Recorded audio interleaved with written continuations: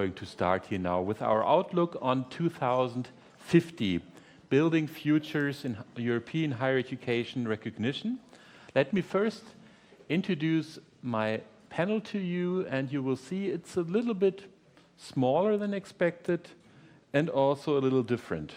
So I'll come to that in a minute.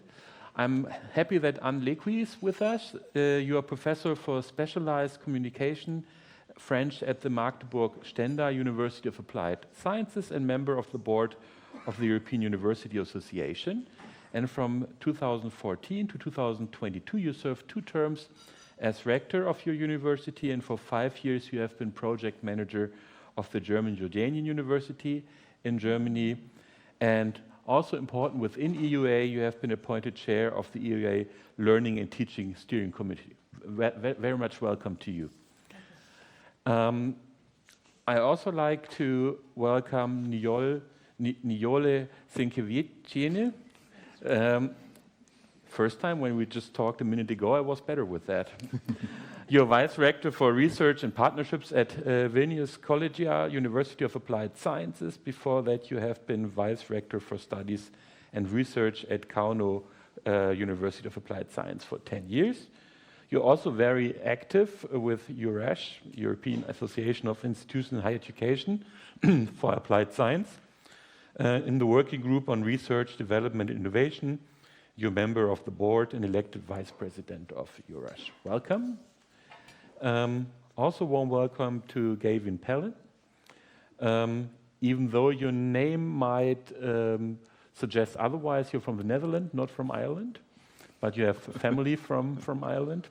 You're head of the Erasmus Student Network Germany.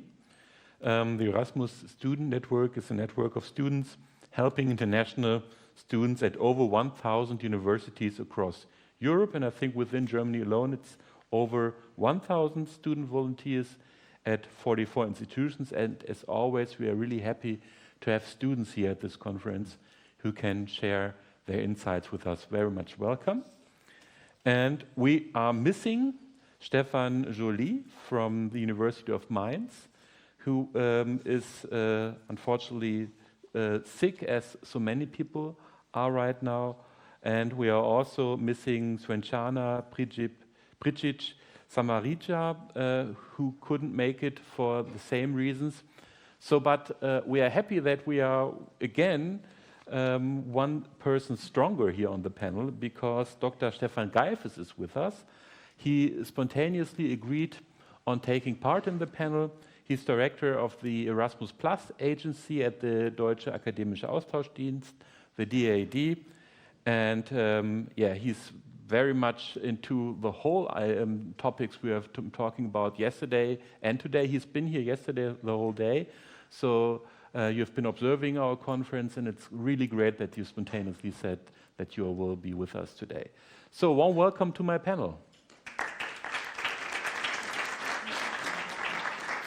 So now we are talking about the real long-term future, not about in 2 years, 5 years, but 2050.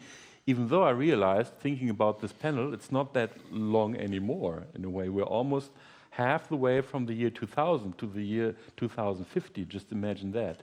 So anyway, so what are your optimistic, ideal visions? This is my first question to all of you, and I think this is important because oftentimes we talk about challenges, which is, and we are talking problem-based, which is important, but I think we have to look at the visions and to pursue the visions, and by doing this it's easier to overcome the challenges. And I would like to start with our student on the panel, because I think that you are the one who will basically have to live with the future. In Gavin, when you think about the future of recognition of higher education recognition in Europe and beyond, tell us about it. What is your main idea of what it will look like? I think my main vision is that throughout more flexible curricula, more mobility windows being implemented in curricula, it takes away both the barriers for the student and for the professors to allow mobility for all students and to enable all students to broaden themselves through more perspectives of learning and get that accredited. So why is that a long-term perspective? Because universities sometimes work slower than we wish to, and as a student, it is sometimes quite hard to try and plan something that we know won't even reach the generation beyond me that is starting right now, but hopefully in 2, 3, 4 generations, we can build that in. And does it mean that we won't be talking about recognition at all anymore, because basically it's just not an issue anymore? Ideally, yes, but that is for the forms of learning that we are trying to implement now. When we're in 2050, new forms of learning will come up again, and then we will have to redo the entire process again for how the world looks then. Is it so, or could we just change our approach to new contents and new study programs, and maybe not start over again with all the same debates that we have been having the last couple of decades? I certainly hope so. Yes. Well, but this is both an idealistic but also a very realistic vision that you're presenting there. Thank you so much that you think that curricula for free electives is the way to go. And Anne, you talked about a dream that you have, which pretty much when you wrote me this sounded like, who was that? Martin Luther King with I Have a Dream. So tell us about your dream. My dream is about my great-grandchildren and the one you will have, or probably already have, and I hope that they will be able to enjoy a well-functioning, a fair and transparent recognition in order to benefit from a mobility of freedom to study and to work within the EU. And my dream implicates that the EU will survive. Which is maybe the most important part of your dream? It's something like the basics of the fundamentals for my dream, and it's not something we should take for granted, because we see now that these values, also transmitted by universities, it is part of our work, may be challenged and even destroyed sometimes by forces also within the EU. And maybe something we should be very aware of and protecting in our everyday work now, in order for the vision to become reality in a few decades. Is part of what you just said that when we talk about the EU, we are often talking about regulation and not so much about opportunity, I would even prefer to talk about visions and emotions and images fueling our imagination, because it is the origin, the source for the forces we need to cope with the challenges and structures and length of the banana, I don't know what, the kind of obstacles. That's why I liked your solution-based and vision-based approach instead of already problem-centered.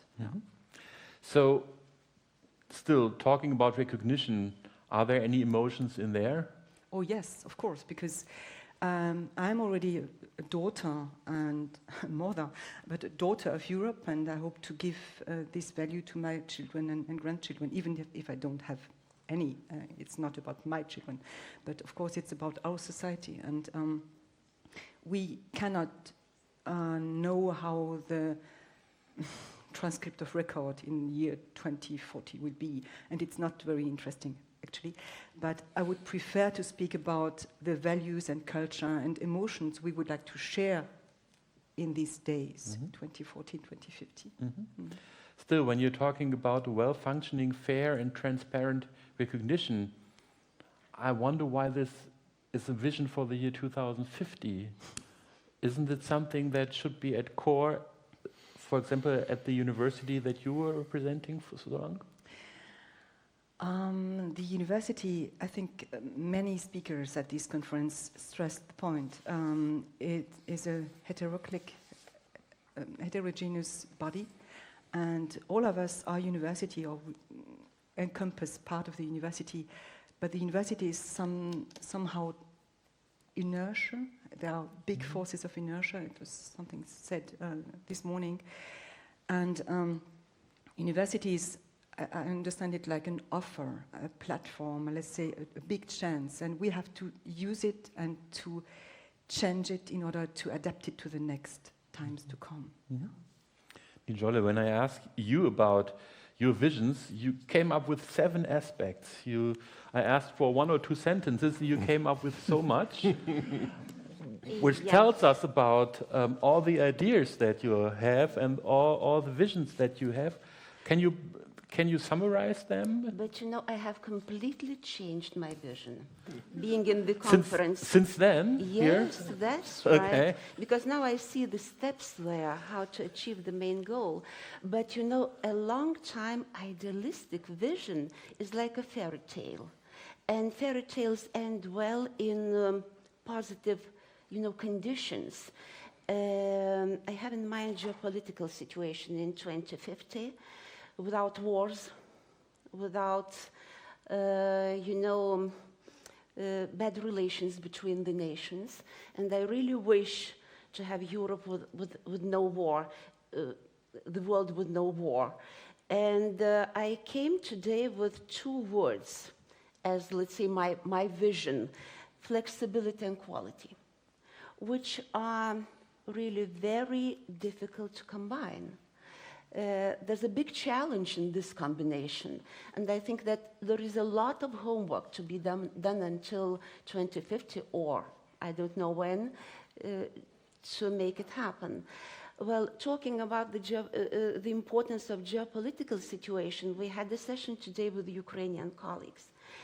And you know, apart from that we work in the universities that are not in the front line, they still occur in the situations when university is not only higher education institution, but is a shelter.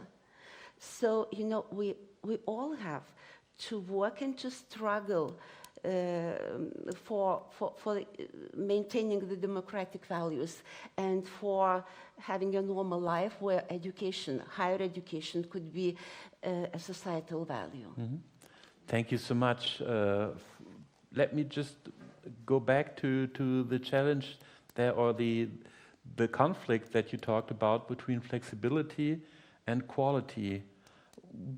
Why does that have to be a conflict? Maybe we could do it in the moment we are flexible. Doesn't mean that we don't care about quality.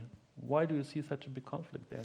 Yeah, I don't know if that's a conflict, but we have to match these things. If we want to have flexible pathways, so we have to assure quality there.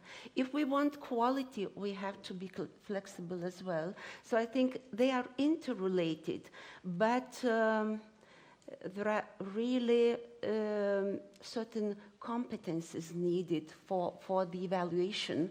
And I think that not accidentally this year was considered to be the year of skills. And I think for the academic community, for the academic staff, skills of recognition of prior learning and recognition of academic learning are essential. Thank you so much.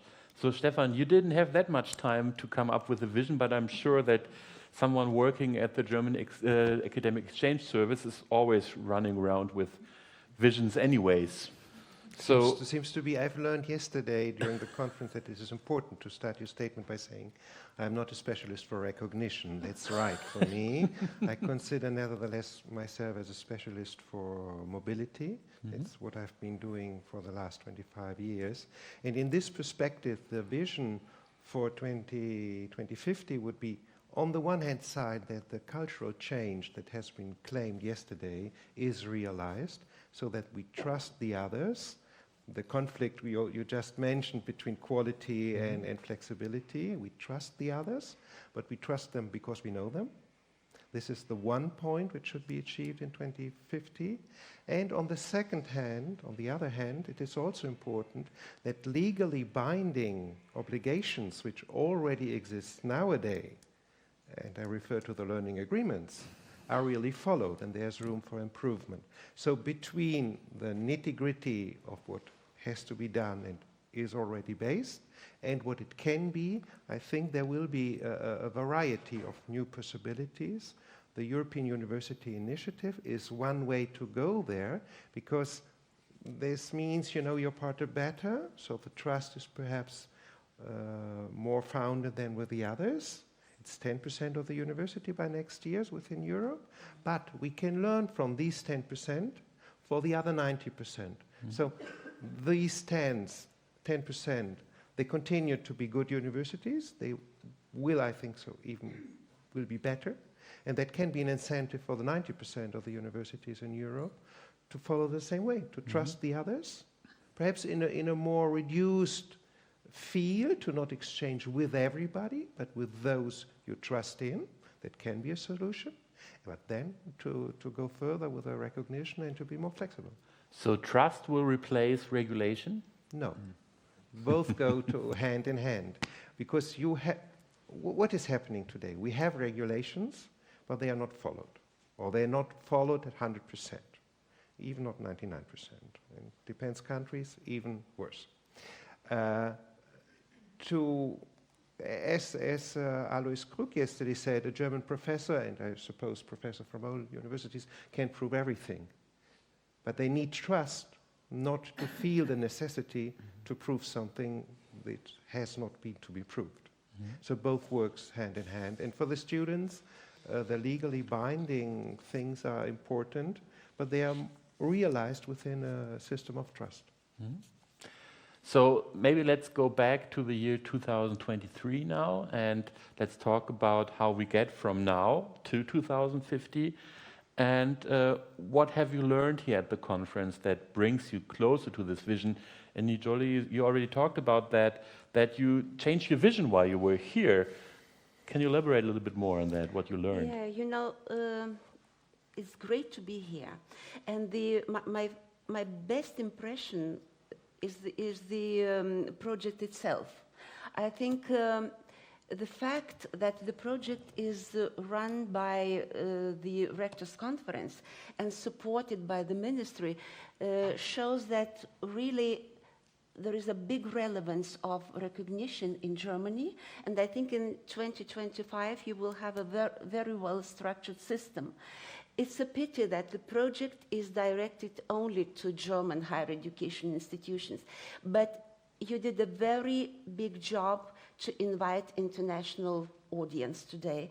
And I think that it's a very good way of dissemination of intermediate results, and I think that you will do that again when you finish the project.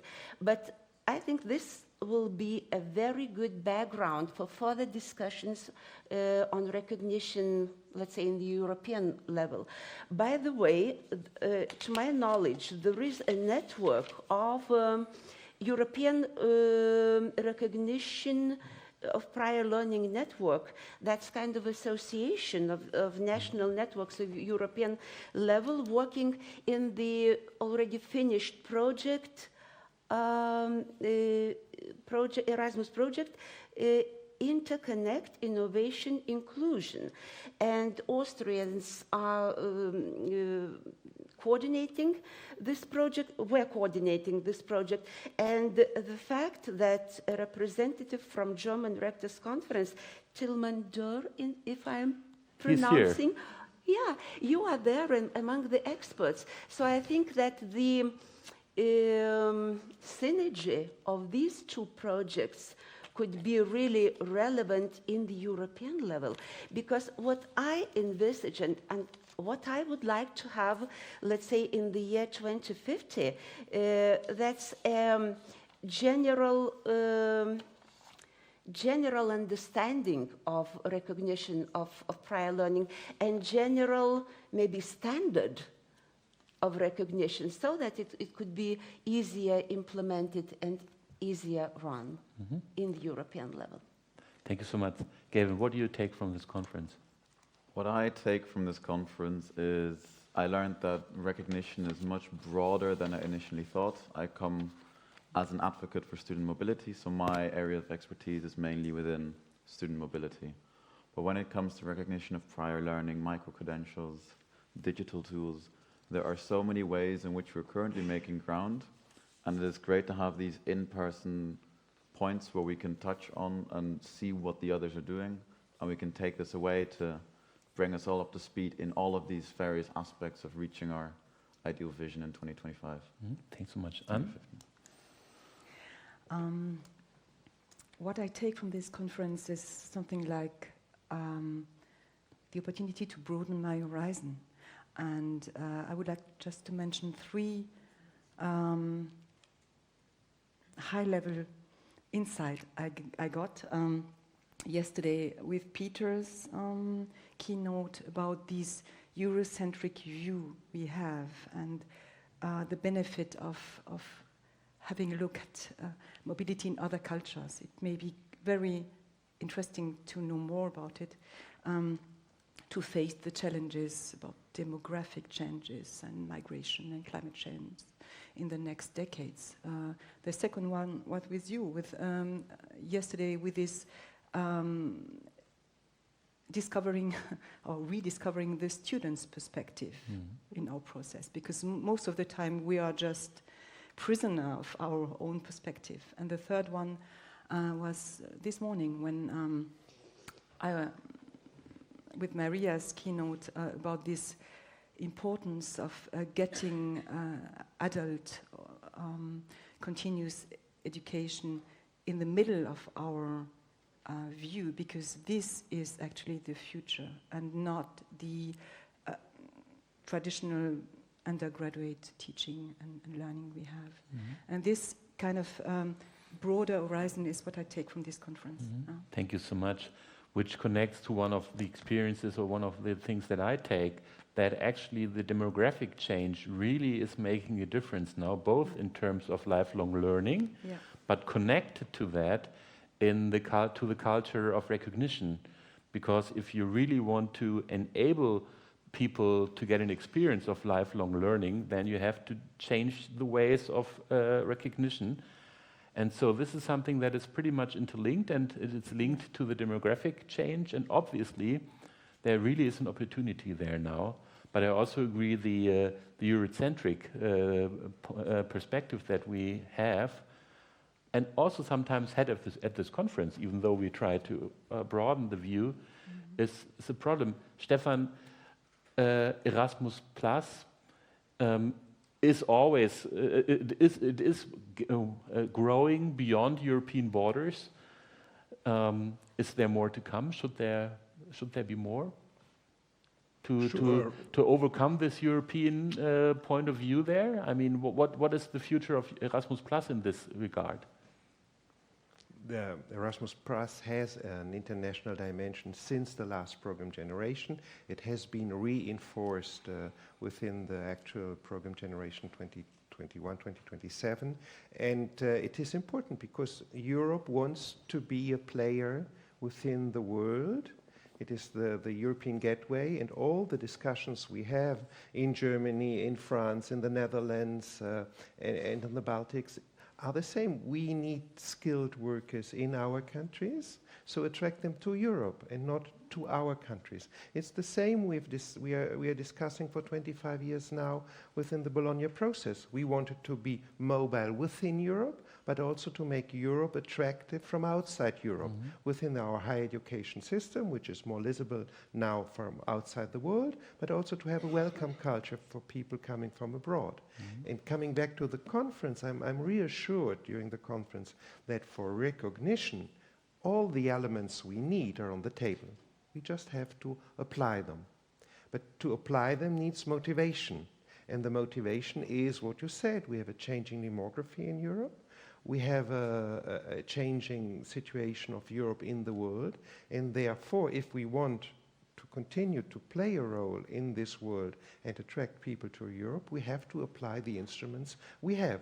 And this is a win-win situation for us within Europe, because we can be more mobile within Europe and attract people from abroad. And one last point, if you allow. Sure. It is, we are speaking of attracting people from all the world to Europe, but they have to feel comfortable with us.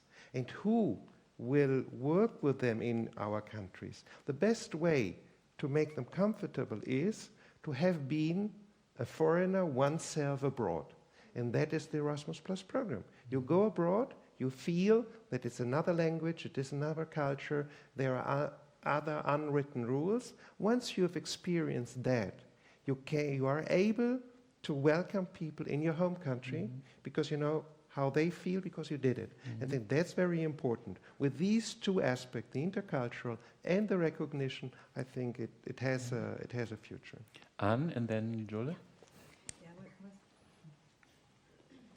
What Stephan says appeals to me because I was, as you mentioned, the project leader of the GJU, the German Jordanian University project in Amman. And at my university, Magdeburg-Stendal, which is in the middle of nowhere, in the middle of nichts, as we say, Altmark.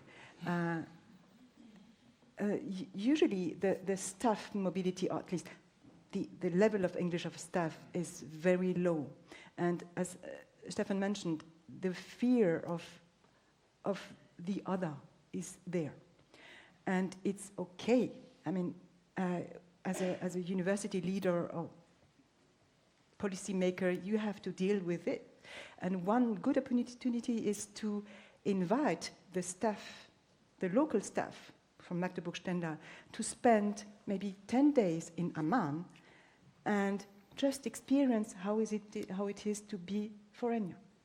Speaking English, or let's say kind of English, with people there and trying to accommodate, I wouldn't say survive because it's luxurious, but to accommodate in a very different environment.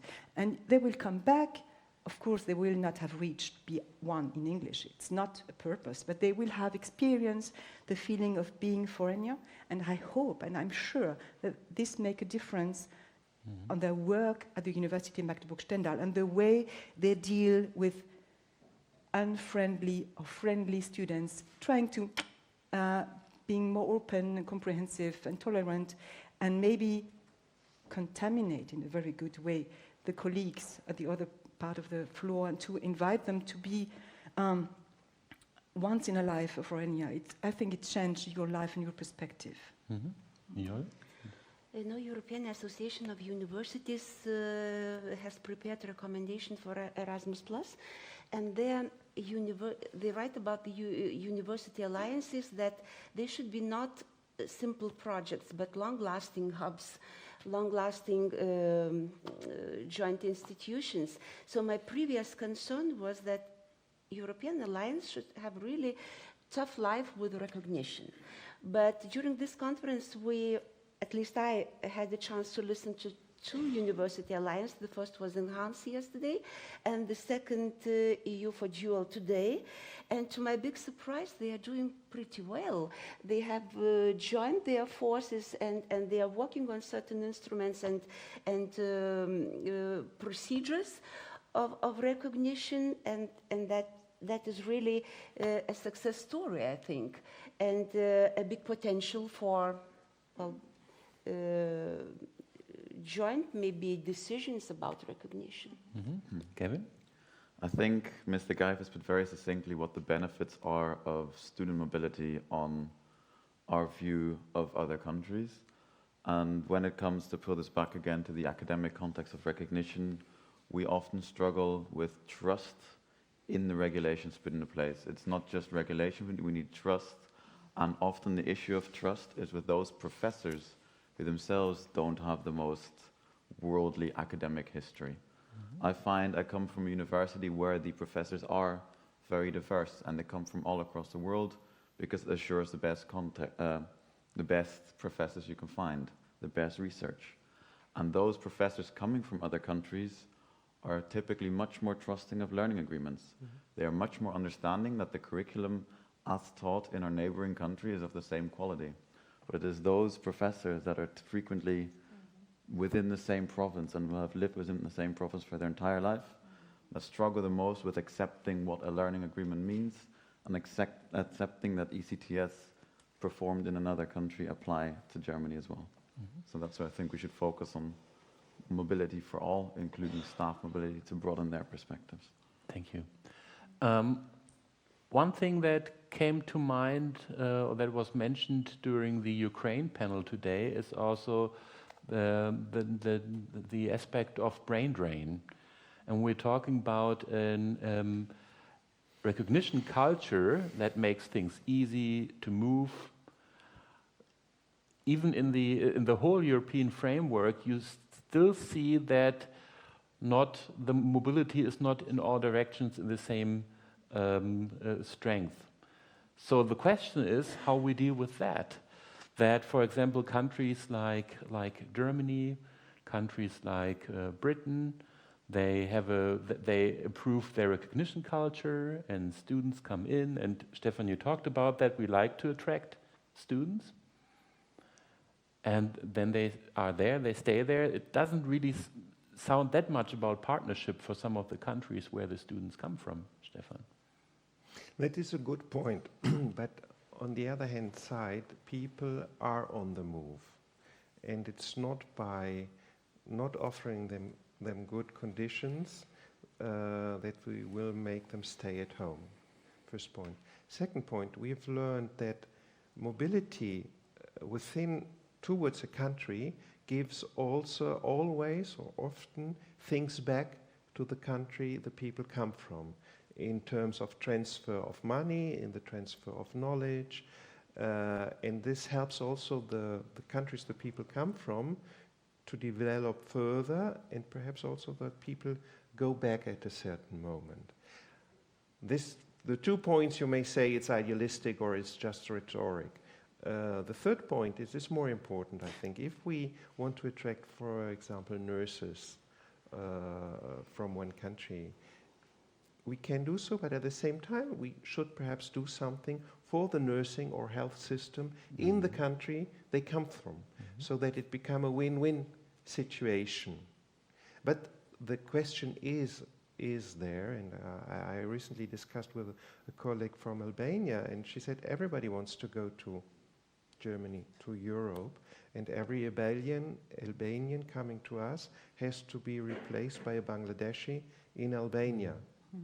So it's not only Europe, it's a worldwide perspective.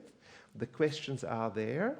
We have some answers, perhaps not all answers for the moment, but not to receive, not to create good situation for the people coming is not a situation. Well, it doesn't make sense to build up barriers just to make it harder for them. If they want to move, they will move. But the question is, what can we do for the countries where they're moving from?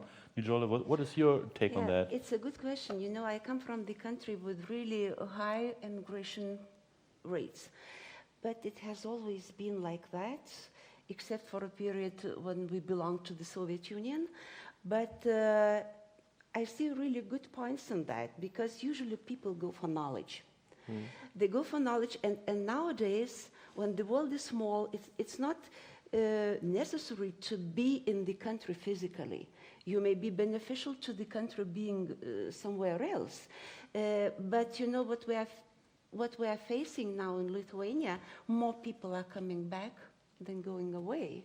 So there is, you know, a tendency already that people with new knowledge, new skills are coming back where their roots are.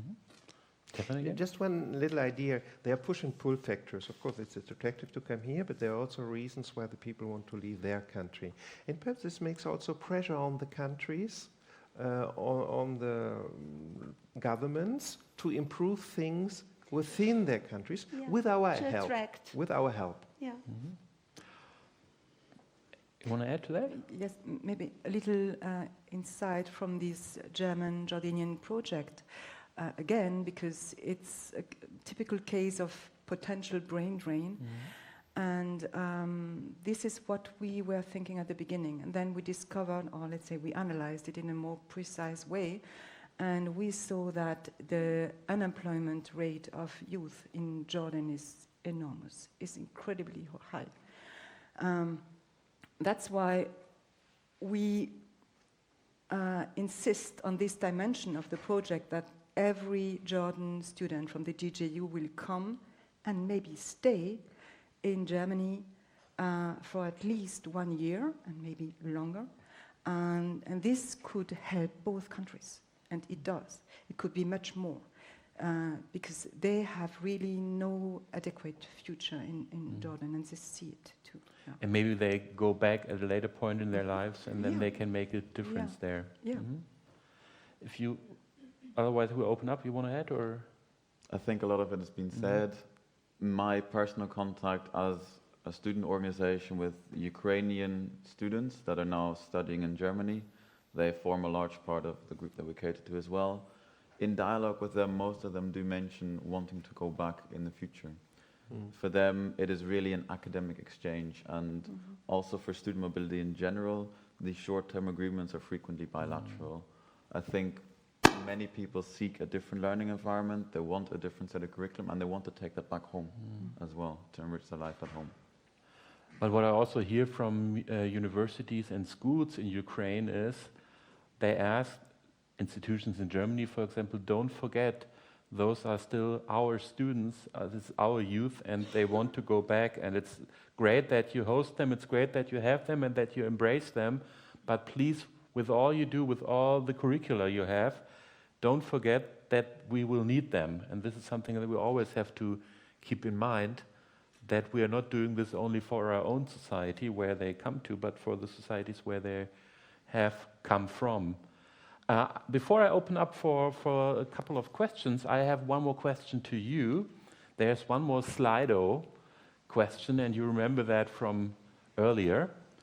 So there's the QR code up there on the left.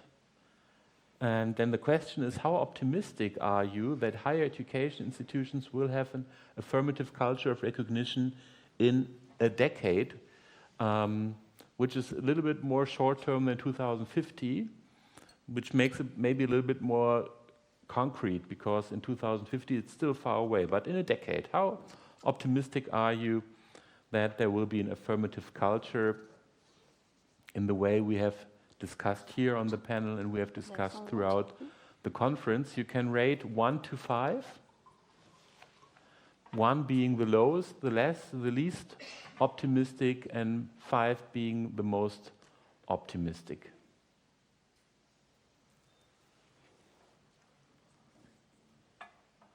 I would go for the 5 just because of the hearts there. Yeah.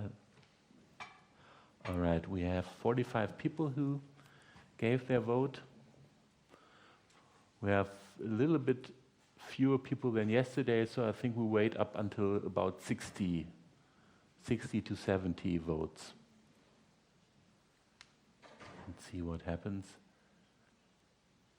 And you don't have to be afraid, I won't ask any of you what you voted for. So you can be as honest if you want, even if you are not optimistic at all, that's fine. Or you can be really optimistic.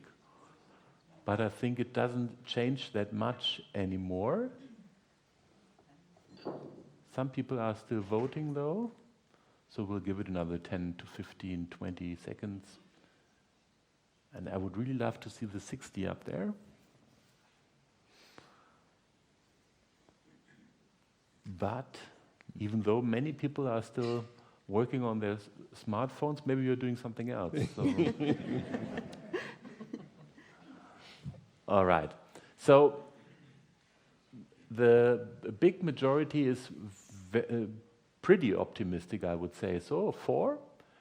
And the average score is 3.8, I think, or 6. It's 6, 3.6, which is much better than the average would be like with 2.5. So you're a pretty optimistic crowd, but only 1 in 20, or 3 people probably, said yes, it's a 5. So obviously the 2050 outlook is more realistic for a 5 for everybody. So 10 years is not enough time for universities to move there, but we are getting there. So do you have any questions, any comments on what we have discussed on the panel, on the takeaways that our panelists talked about? You want to add some of your own? You have questions, comments? Please go ahead. This is pretty much your last opportunity during the conference. So if you don't do it now, you won't do it anymore. Any questions, any comments? All right, I don't see any, which is fine, but I'll give it another second, not a minute, but some seconds before I go back on the panel. All right. If you feel like there's a question coming up, you have another couple of minutes, but I would then go back to our panel. And now let's, even though it's not, we're talking about optimism here, but still there are some challenges out there.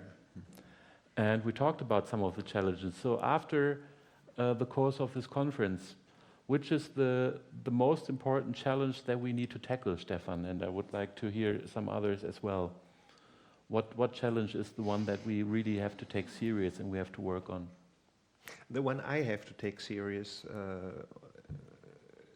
is the recognition within the Erasmus Plus program, and to understand why some learning agreements are not recognized as they should be, and there's a difference between European countries. We will see why others are better than us, to understand a little bit more, and to work on the realization of legal obligations. That's evident that we have to do that.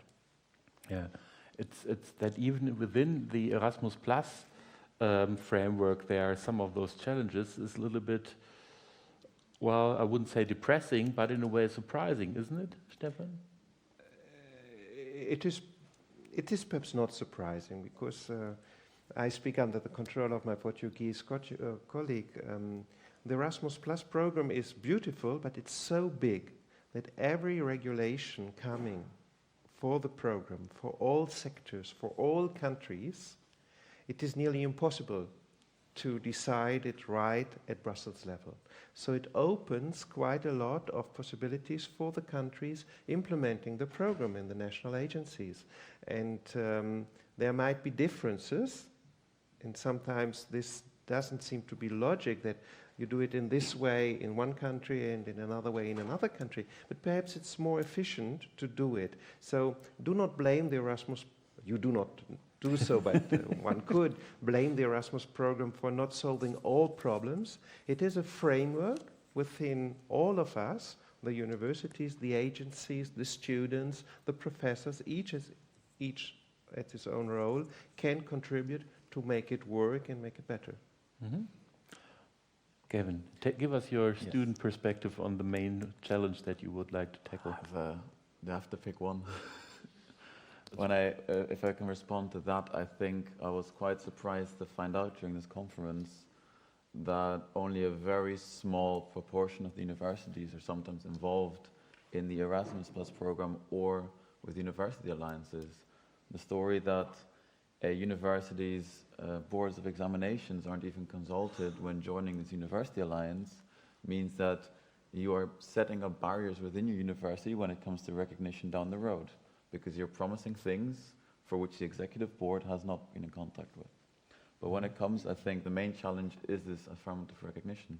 I think at the moment, and throughout this conference, we still hear about within mobility programs such as the Erasmus Plus program, recognition of courses rather than recognition of learning outcomes. We are still in the mindset where courses are supposed to match what we do at home. And then we get this recognition thing, because half of the professors are saying, I cannot recognize it, it is too similar to something we have at home. The other half of the professors are saying, I cannot recognize it, it doesn't resemble what we teach at our home university. And within this mismatch, we struggle to get an affirmative action. And when we move from recognizing courses to recognizing learning outcomes, we can start to recognizing learning outcomes done at a university which we esteem highly enough to partner up with. Mm-hmm. And then I think that is one of the barriers and challenges which we should overcome to work towards better recognition. Mm-hmm. And do you agree? Yes, I was thinking about getting lost in recognition from the student's point of view. of course, I agree, and I'm quite upset or even a little bit sad or angry that the expectation expressed by the students, by the policymakers, are not fulfilled at the basic level. And yeah, it's not a question whether the professor would like to or not, but I would say a kind of a legal implication in it.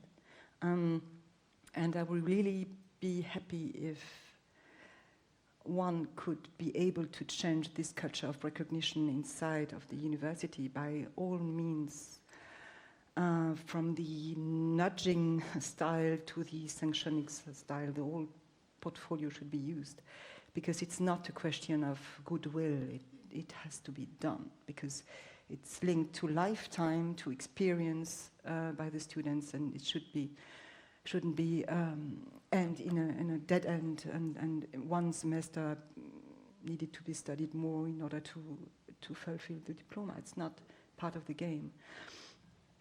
If I'm allowed to pick one other problem inside of the full basket, I would say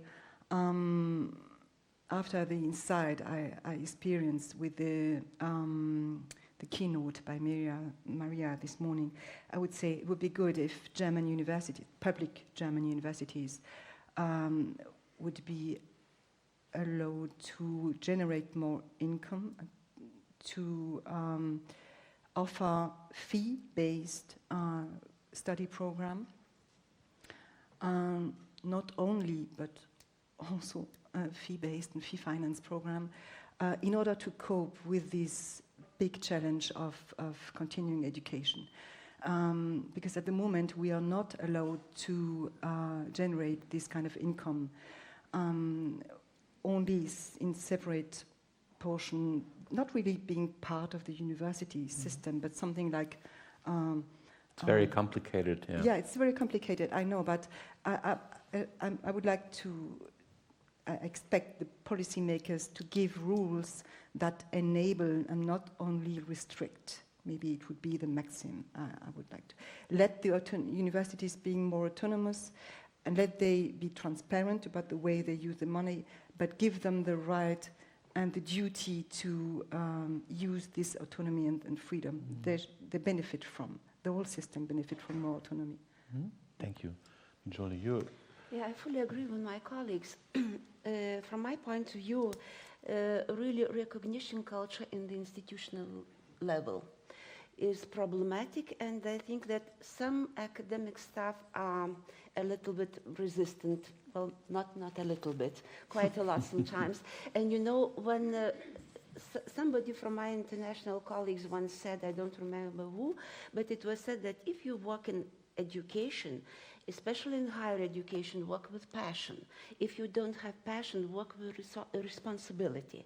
So I think that, well, we have to change the culture in institutions. Really, staff's attitude to recognition. Okay. I'd like to add to that with monitoring. So I was just say, a lot of staff are there because they grew into the role as researchers, and they're there for their own research. And when it comes to students, they can be hesitant, but the problem for the students is that we have regulations on paper. There are laws binding, but there's no proper stick. If the academic says, so what, that's it. Realistically, a student is not going to sue the university.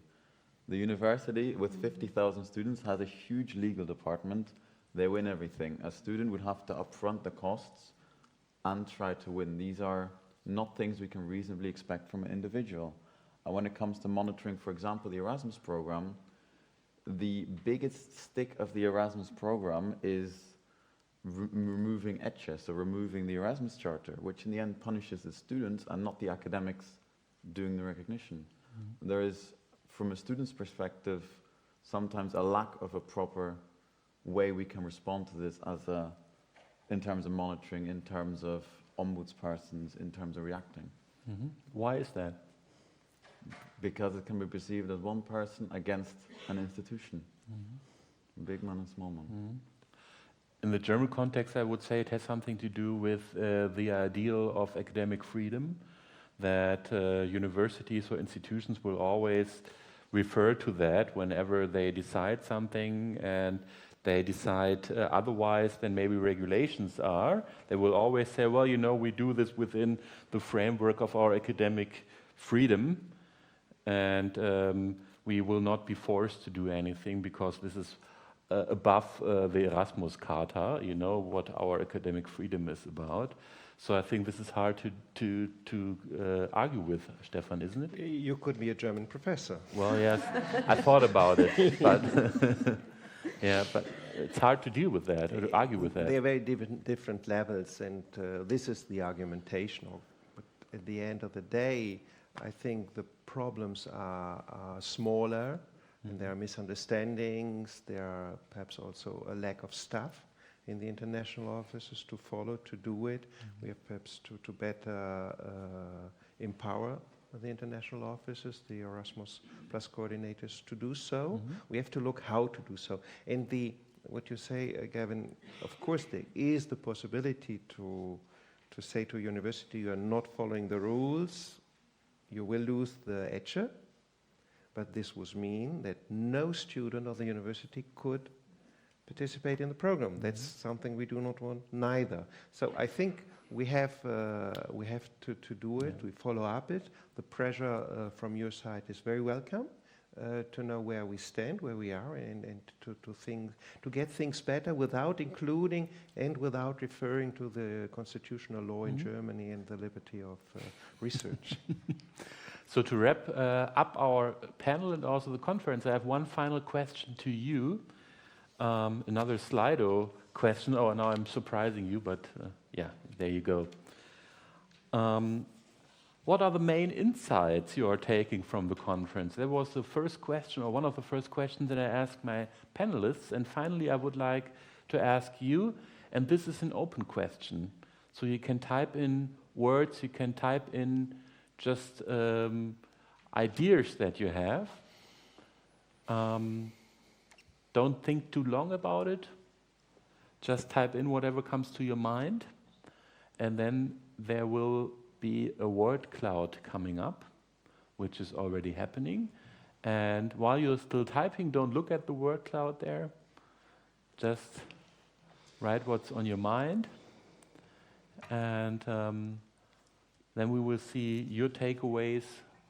We'll see your learnings from the conference, and this will open up for a final round here on the panel for a short round of comment on that, what we see there. Okay. So I set a new goal of 55 answers up there. And I know this is a little bit more time consuming because now you have to type something in, but I think we can make 55. And just to comment on that, the interesting thing so far is that there are 20-something people who have answered, and there are 20-something answers. So obviously, so far, there haven't been any common answers, which is changing a little bit now. We'll see. So now we're at 35. As I said, 50 or 55 would be great, and I still see people typing. And our word cloud is still developing. So we'll wait another 30 seconds, and then we will continue here on the panel.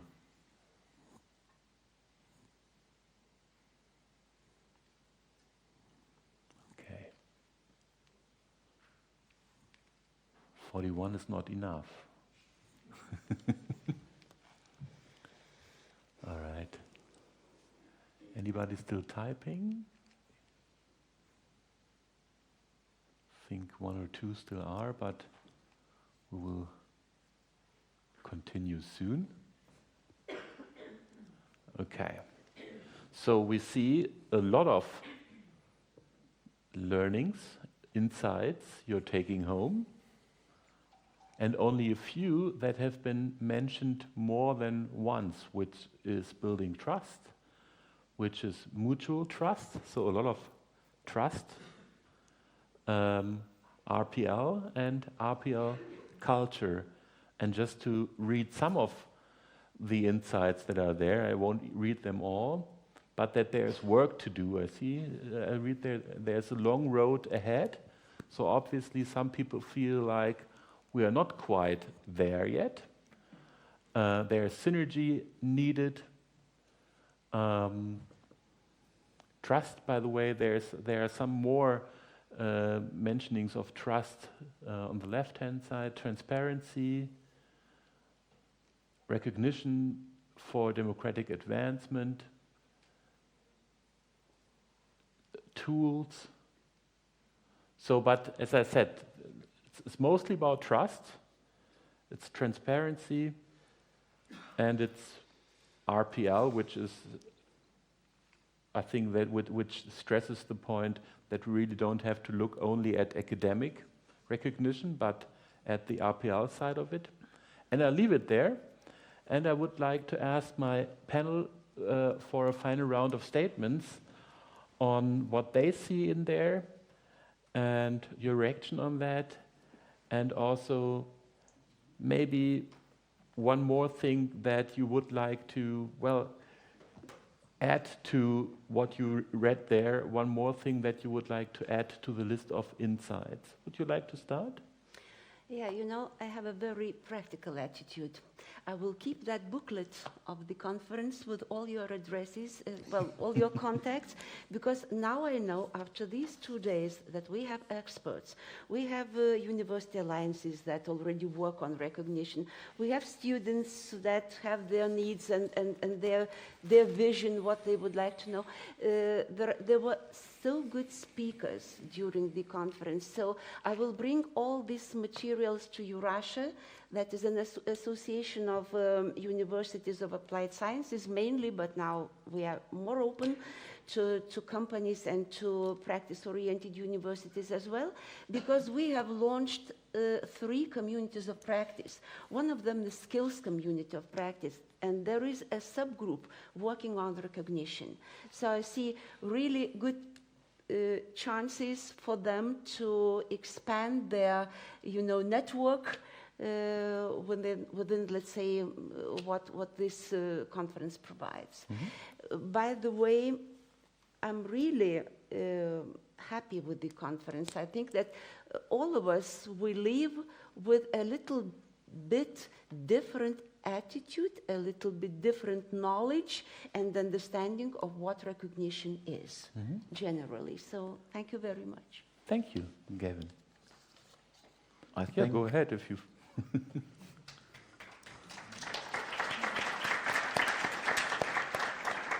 Gavin. I think my main insight aligns up with that we have the network here of various agents in various phases and systems of higher education. And while you mentioned that this word cloud looks very diverse, I see a lot of common things being stated, among which being trust, micro-credentials, and being flexible. And I think these 3 key aspects are something we can take home, especially trust. As the regulations are there, we have to start trusting, and I think that implies also going beyond just your international office, starting really to engage with dialogue with the boards of examinations. Have we talked to them? When was the last time we talked? Do they even know what Erasmus really is? For example, do they even know what prior learning really is? To really talk to them about these various types, because they are the ones that make the decisions, and if we want to make a change, we need to reach the actors. Thank you. I agree with you. There's, by the way, I don't read anything about paperwork up there. I only read something about trust, which I think tells a lot about the enormous masses of paperwork that are there, and that obviously there's a lack of trust, not of paperwork. Yes, I miss a term mentioned on the panel before, which is also linked to trust. It is this broad perception of mobility, not only for students, but for staff, mm-hmm. academic staff and administrative staff, because once people get to know and appreciate each other, they may have more trust in the paperwork they produce. This would be maybe the main insight for me from this panel. Yeah, thank you from my side. Merci. Thank you so much, Stephan. But normally by getting older, it's not the optimistic which is growing, but other attitudes towards the future. But I took optimistic from this conference because the need for recognition and the instruments are well known for a long time. But there's a changing motivation, and I've heard it from different perspectives, from different actors, from administrative staff, from professors, from students. So I'm optimistic that it will continue, and it will continue well, although we have to do the paperwork. That will be my work this afternoon. But as has said Albert Camus, il faut juger Sisyphe heureux. Thank you. To translate. Thank you so much. And I would like to give a final comment from Stephan Joly, who couldn't be here today, but he sent a very wonderful message, I think, and I will take this to wrap up our panel. His dream of recognition: we end all paper wars, we give our students more flexibility in choosing courses abroad, we give our European colleagues the trust they need, because that's getting serious about Bologna and Lisbon. We find a common language, a reliable code, a platform, and a quality assurance that enables teachers and administration to make quick and trustworthy recognition decisions. So that was what Stephan Joly wrote about, and I think there's all in there. Also the matter of trust, no paperwork, or not that much paperwork anymore, and it's about getting serious. I think we have to get serious when we want to have a very student-friendly recognition culture. We have to get serious about that. We cannot only talk about it, we have to do it. And even though you were not only optimistic when it was about 10 years in the future, I think, and you wrote that there's a long road ahead and there's work to do. I think I've had a lot of optimism here at the conference, and this has to do with the networking that you were talking about, the different perspectives, experts that share this common view, this common vision. And I would like to thank, for this, I would like to thank my fellow panelists, first of all, with a big applause.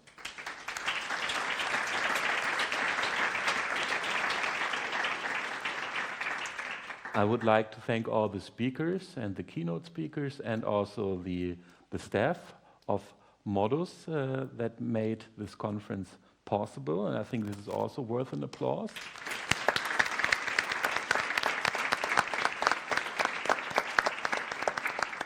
And there are a few things left to say for me. There will be a documentation of this conference, and you will be briefed via email about that when this documentation is ready, I think, via email. Also, please take part in the evaluation of the conference. It will just take a few minutes, and maybe you do it right now, then you don't forget it. The QR code is there. There's also a new section of the MODUS website for international students. This new section, you see it there. Right now it's only in German, but in January there will be also the English version of it.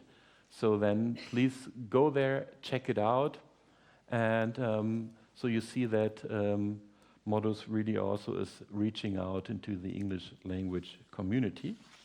A warm invitation to the upcoming MODUS event in April on artificial intelligence in higher education, teaching and administration. However, this will be only in German again. So, but maybe a reason for you to learn German, you know, if you don't speak it already. Keep in mind that there are all those publications by MODUS on many of the aspects we talked about yesterday and today, and they're in the back there now, I think, outside at the reception. So you can still grab them. And talking about grab something, stick around for the lunch now. There's some snack there, and you just take it for here, or you take it for the way. It's great that you all made it here. Thanks for being here, and I wish you a safe trip home, wherever that may be. Thank you so much.